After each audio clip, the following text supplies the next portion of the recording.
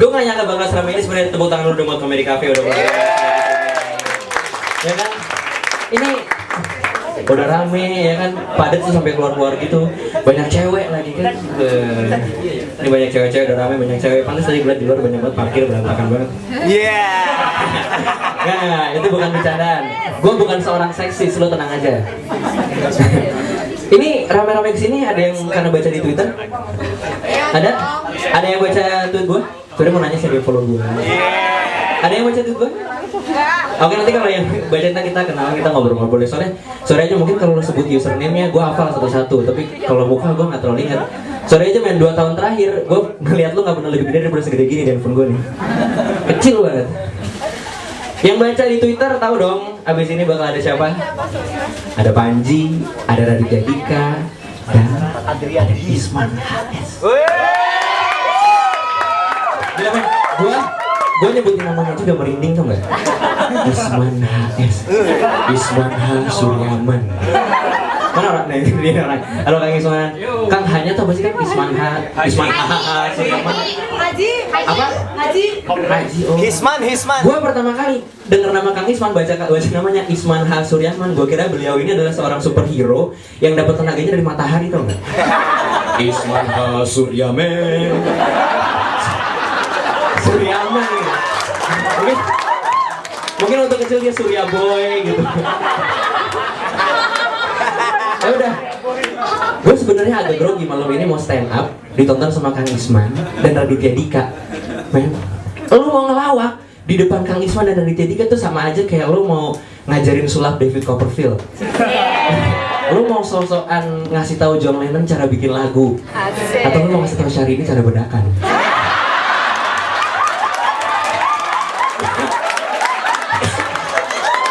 Tapi ya gitulah. Gue akhirnya ya udah, karena akhirnya Ernest ngajak gue ke sini, thank you buat Ernest, akhirnya gue datang ke sini. Sebenarnya gue mikir malam ini gue mau stand up di sini, itu akan menjadi hal yang bagus buat gue dan buat lo semua, atau akan menjadi sesuatu yang jelek dan garing. Gue nggak yakin. Sampai akhirnya tadi pas gue lagi jalan ke sini, gue mendapat sebuah pertanda baik.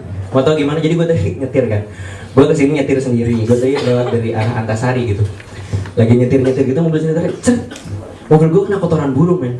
Gitu aja udah, dia sembarangan aja gitu boker ke mobil gue tuh kan. Gue pikir oh shit, kenapa ini masih hal kecil ini masih terjadi gitu. Jalanan udah kosong, gak macet, gak hujan, gak banjir. Tapi ada hal kecil yaitu kotoran burung.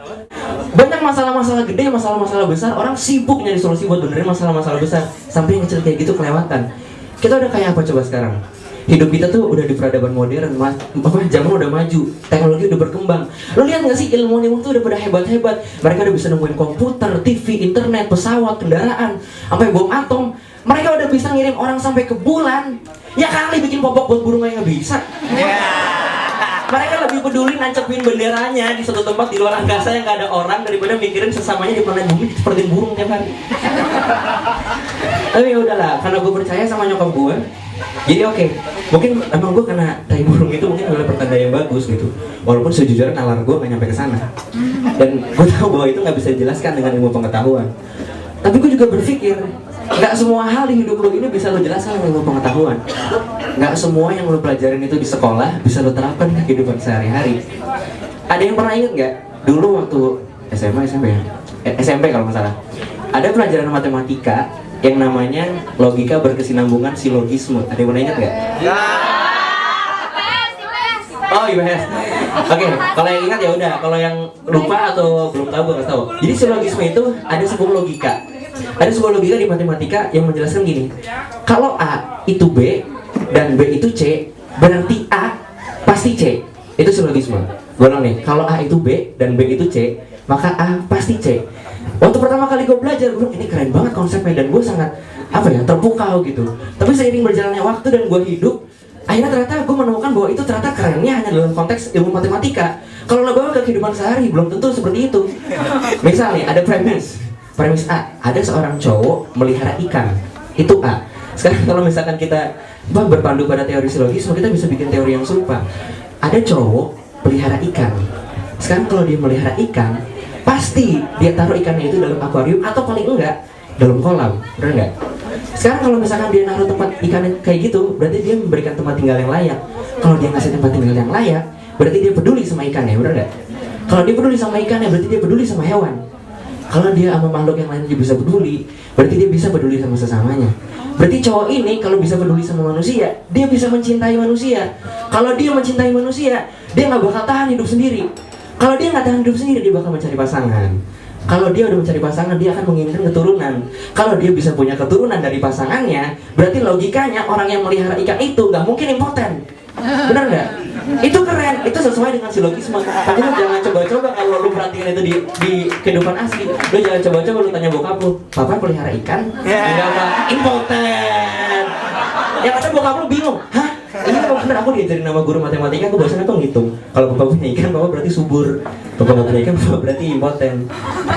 Gitu lah. Nah kalau mikir sampai lu nanya kayak gitu ke orang tua lo, itu keputusan yang bodoh. Benar, itu keputusan yang bodoh. Dan kita tahu hidup ini semua tentang keputusan. Lo pasti sering dengar kan kayak apa? Sebagian besar tentang hidup ini adalah pengambilan keputusan. Lakukan atau tidak, ambil atau jangan, gitu kan? Gue ada cerita nih soal keputusan. Gue yakin sebenarnya apa yang kita lihat nih di masa ini, yang kita yakini, yang kita ambil, itu sebenarnya dampak atau efek dari keputusan yang diambil di masa lalu, bener nggak?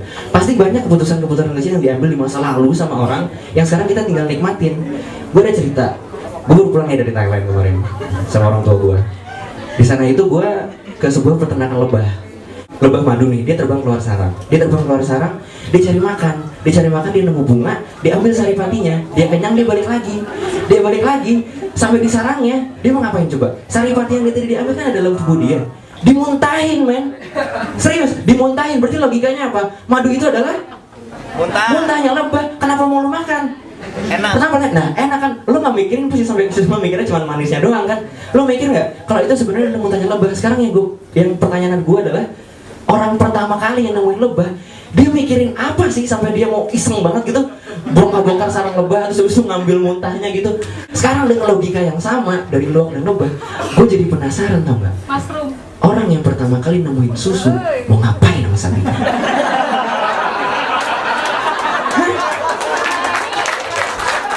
Apakah gara-gara dia mungkin orang zaman dulu itu dia haus, dia keluar ke jalan ke sebuah padang rumput, dia melihat ada sapi betina lagi nyusuin anaknya, dia kagum.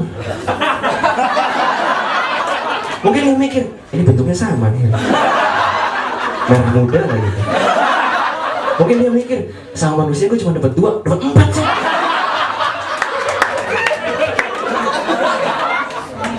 Tuh kan lu ketawa kan semua kan. Berarti benar pasti orang yang pertama kali nemuin susu nggak mikir bahwa apa yang dia perbuat pada hari itu, pada sapi betina itu, membuat susu menjadi suatu kata yang konotasinya negatif di masa ini. Benar nggak? Lu ketawa, padahal gue bener ngomongin susu, lu ketawa semua kan? Pasti gara-gara konotasinya. Coba abis ini gue ajak ngomong apa, asal usul terong, pasti ketawa. Tapi ya itulah, akhirnya kata susu menjadi ambigu saat ini. Lalu tahu nggak, orang-orang kita itu suka banget sama yang hal-hal yang ambigu gitu kan, yang kalimat-kalimat yang ambigu gitu. Lo pernah perhatiin nggak sih orang di Twitter kalau bercanda tuh, mereka tuh suka banget yang nempel-nempel gitu, pakai kalimat-kalimat ambigu, abis itu dikasih hashtag gitu. Ini jagoan ini. Ya biasa gitu, orang-orang tuh suka banget sama ambigu. Parah men, mereka orang Indonesia itu suka banget sama hal lain. Sampai impor barang pun ambigu semua. Peralatan dapur silit, ya kan, korek tokai, sampai tablet peju, aduh astaga, gila nggak sih? Jadinya ambigu semua kan. Mulai dari berita, bercandaan, sampai musik. Lo kalau perhatiin ya, kalau lo jeli, itu banyak banget lagu Indonesia yang sebenarnya liriknya ambigu. Parah, banyak banget. Ada yang ngefans sama Afgan di sini? Ada yang ngefans sama Afgan? Sorry ya, gue nggak bermaksud untuk menghina Afgan, tapi itu dia, gue menemukan satu ambigu yang sangat besar dalam lagunya Afgan. Semua pasti tahu dong single dia yang judulnya Terima Kasih Cinta. Tahu kan? Di lagu itu, menurut gue ya, Afgan itu sangat ambigu sekali dengan penulisan liriknya. Sampai akhirnya gue yakin bahwa di lagu Terima Kasih Cinta, Afgan itu bukan ngomongin cewek, dia ngomongin Viagra, men. Afgan itu ngomongin Viagra. Tanpamu tiada berarti, tak mampu lagi berdiri. Tanpamu tiada lagi berarti, tak mampu lagi berdiri. Tanpa apa Afgan kamu tidak berarti? Apa yang tak mampu berdiri? Segitu nggak pedenya kan Afgan dengan keperkasaannya sampai dia harus menyelipkan curhatan itu dalam lagunya?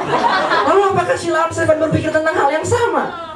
Oh Tuhan, untuk kali ini saja beri aku kekuatan. Kenapa Mas Duta selama ini gak kuat? Iya. Terus gue yakin gue bukan satu-satunya orang yang percaya akan ambigu lagu-lagu mereka. Gue yakin band lain pasti sadar. Dan salah satu band yang gue percaya sadar tentang ambigu dalam lirik Afgan dan Sheila on 7 adalah Kotak. Lo tau band Kotak? Siapa nama vokalisnya sih? Tantri. Tantri itu gue yakin banget dia itu paham apa yang dicoba disebutin oleh Afgan dan Sheila on 7 tentang percaya diri mereka, tentang kejantanan mereka. Akhirnya dijawablah dengan Kotak, pelan-pelan saja. Oke, Komedi Cafe, thank you. Sekian dari gue, terima kasih.